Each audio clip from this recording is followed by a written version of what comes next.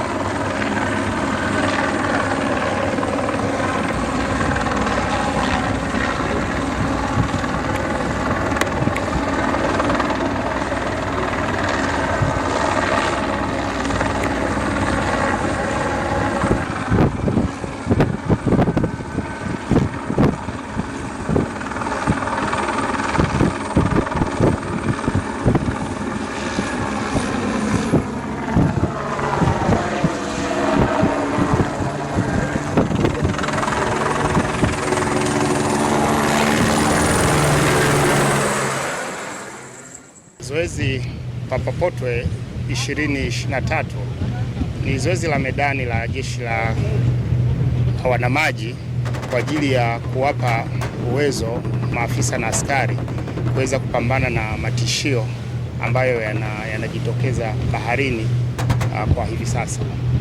Zoezi lililofanyika leo ni zoezi la amphibious landing ambalo lengo lake kubwa ni kukomboa kisiwa ambacho kimekaliwa na maadui. Zoezi ambalo limehusisha kikosi cha wanamaji pekee yake au kuna vikosi vingine zaidi? Kwa kawaida, kwa sababu jeshi la wanamaji ni sehemu ya jeshi la wananchi wa Tanzania. Kwa hiyo linapofanya kazi zake au operesheni zake linahusisha pia vikundi vya majeshi mengine.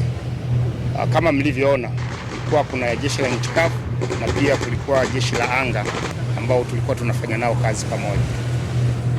Na mazoezi kama hayo yanafanyika mara ngapi kwa mwaka?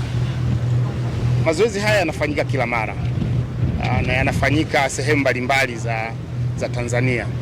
Kwa hiyo kwa wakati huu zoezi hili limefanyika hapa Dar es Salaam, lakini kuna mengine ambayo yanafanyika maeneo mengine, kwa sababu kamandi ya jeshi la wanamaji ina jukumu la kulinda mipaka ya nchi kwa upande wa baharini, maziwa